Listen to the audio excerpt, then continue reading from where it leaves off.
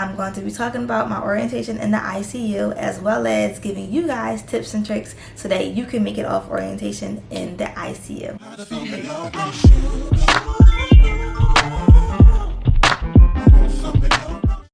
What's up, y'all? It's your girl Meenah, and I'm back with another video.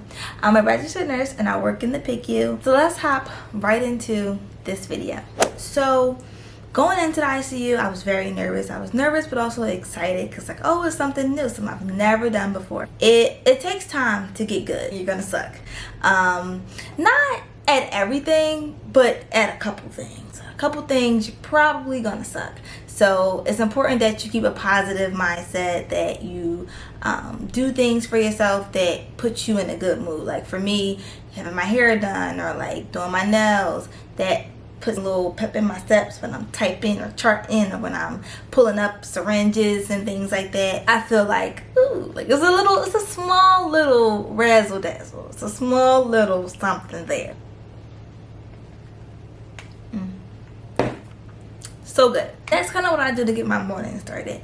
I'll some affirmations, eat something healthy, I'll write a to-do list, and then just check things off as I go. It's literally the same process that I use at work. Like, get in there, write my to-do list, and get ready to go. I had a 5-month orientation. Now normally it's 6 months, but just because of the shortages, they shortened the orientation to 4 months. Mine got extended to 5 months. I had about 3 to 4 different preceptors, but I had one main preceptor, and she started with me in the beginning and then she finished with me at the end. So you start off in 2 phases. It's phase 1 where it's like normal kids, and kind of phase 2 is sicker normal kids, and then phase 3 was just the sicker of the sick kids that require internal hemodynamic monitoring. So that's like A lines, a CVP line, things like that. Your patients on a lot of drips, they're sedated, they have an ET tube for breathing and that kind of thing. So that's how it goes. It progresses through stages. So I had my stage 1 and stage 2 preceptor end up coming back with me for my stage 3, which was very helpful. Orientation, it was rough. It was not the easiest thing in the world. It was rough. Did I have a lot of support? Yes, I had so much support, which is why I think it's important that you choose a hospital that fits you, that their core values fit you. Because when you interview with them, you're also interviewing them to see how you're going to do with them, not only if you want to work for them.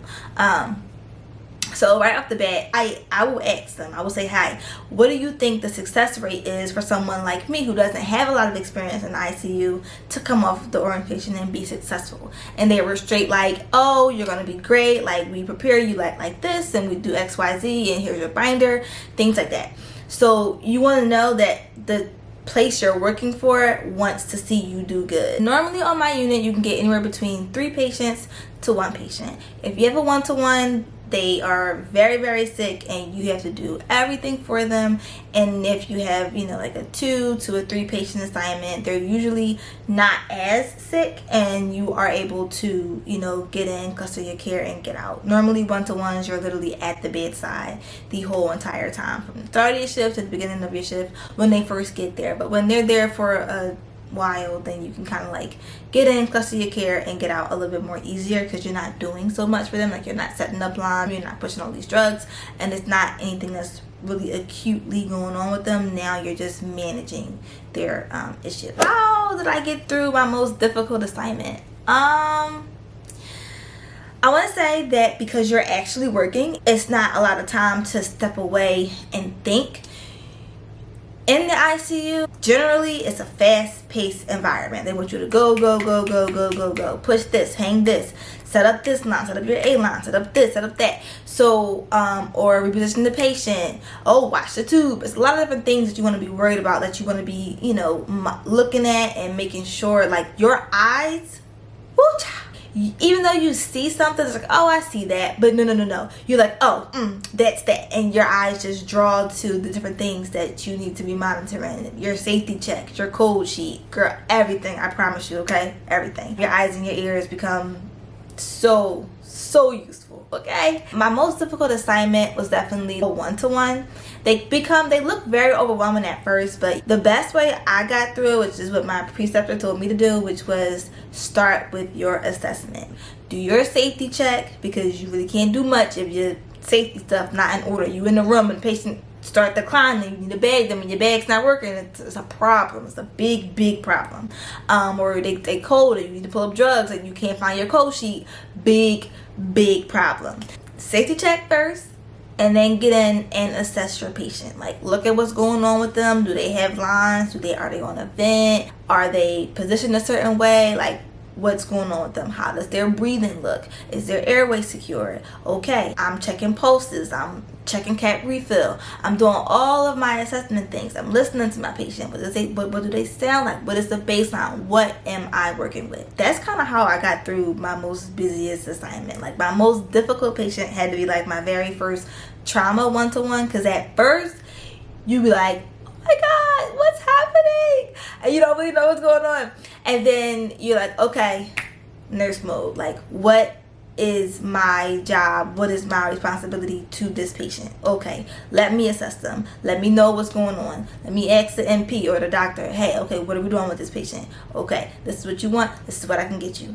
And then you kind of really go from there, essentially. Like, set up your leads, you know, take your vitals, and you want to do them pretty frequently when they first get there. But other than that, you literally have to just go. Keep moving, do something, and do something that will help your patients, essentially. If you're prioritizing repositioning a foot or hanging the IV med or setting up your decks, then it's like, okay, no. Let me set up my decks so my patient doesn't, wow out on me. Let me give that med, so the med is given, and then when that's all done, I can reposition their foot. And you kind of got to think like that a lot in the ICU, because there are literally a million things that you could do. But prioritizing what needs to get done helps you be the most effective in your care. And that's how I learned. That's how my preceptor taught me, and that's what I'm going to impart to you guys. So that was my orientation in the ICU. Like, it was learning how to be fast paced, learning how to chart as I go, learning how to work the system, essentially. And there's that. Now we're into the tips portion of the video. The one thing that encapsulates everything is routine. Having a routine. I cannot tell you how much having a routine to start with, because we all know that everything goes haywire once you make a plan, but having made that plan, you feel so much more prepared for what could go wrong, that it gives you that extra confidence boost. It gives you that, oh shoot, I can do this feeling. And that to me meant everything. That still to this day means everything. I've only been off orientation for like 3 weeks. It's not like, oh, I've been a nurse for all these years. Like, no, ICU literally is like a world of its own. Tip number 1 would be to get to work early. Now, I'm not saying like 5 minutes early. No, I'm saying if your shift starts at 7, then you should be to work anywhere between 6:30 and 6:40. The most important reason why I say to get to work early is so that you can begin the planning process. You can at least write down your meds. You can at least read a note, so that way you're not starting from scratch at report. Because once you get report, you don't know if that report could go 10 minutes or if it could go for the full 30 minutes. And at that point, you only have but so much time until your patient needs to be assessed, until you need to be in that room and doing something with that patient. And with me, I always say the earlier the better. If you can get in that room at 7:30, get in that room at 7:30, assess them, so that way you have a good baseline of your patient, and if there's anything else that comes up, you know what that patient's baseline was. And then that brings me to my second tip, which is you want to have an organization sheet, something that you can write down what you have to do, write down patient information, and keep that sheet with you. We all call it our brain. The brain looks different to different people. I've seen people just freehand it, and they just write, or like they do little checklists with the meds next to it. Me personally, I need a little more help than that. So I have all of my systems written down on a paper. I will literally post a picture of like what it looks like, so that way you can see it. If you're interested, you can leave your email and I will email you the copy that I have, so that way you can print it out and you can use it in your ICU or wherever you work and see how you like it. Having a report sheet is very important. It keeps you organized and it keeps you, moving to the next hour, to the next hour, to the next hour, to the next hour. Tip number 3 would be to research what you do. Research what you're learning, the patient's disease processes. Research policies, protocols. How do you instill TPA? How do you perform a central line dressing change? So what I did was I literally wrote down in my little notebook that I had. Notebook that they gave us for orientation, and I wrote down in here, when you grab a central line dressing change kit, make sure to grab the extra CHD disc. And writing it down just does what? You're able to retain the information. So that's what I did, and that's what I encourage you all to do. It helps you get to that point of confidence, because now you know. It's not a I think so, it's not an educated guess, it's I know. And that part was the confidence key for me. My 4th tip is to set goals. Set goals with your preceptors, set goals with yourself, set goals for the shift. If you want to, get done your charting, get done your assessments by 10, then that should be something that you discuss with your preceptor, as well as, like with yourself. Don't just have your preceptor come up with your goals, because you also know yourself better than your preceptor knows you. Like, your preceptor knows how to do y'all job, but your preceptor doesn't necessarily know how you learn. So setting goals with yourself and then bringing them to your preceptor can really, really, truly help. Tip number 5 would be to ask questions, right?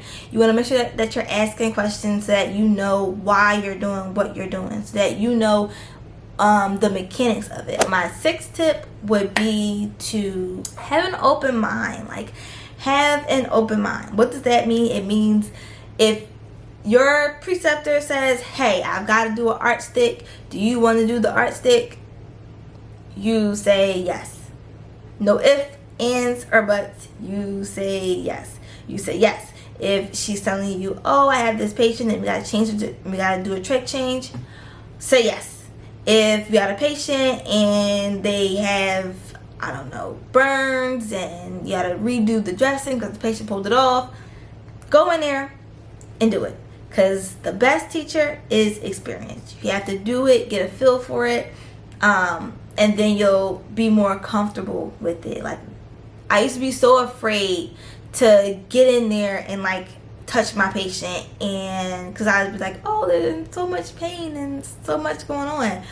But no, go in there, assess your patient, see how they respond, see what's going on, because that's the only way that you're going to know. If you don't get in there, you're never going to know, and it could be looked at like you aren't cut out for the ICU.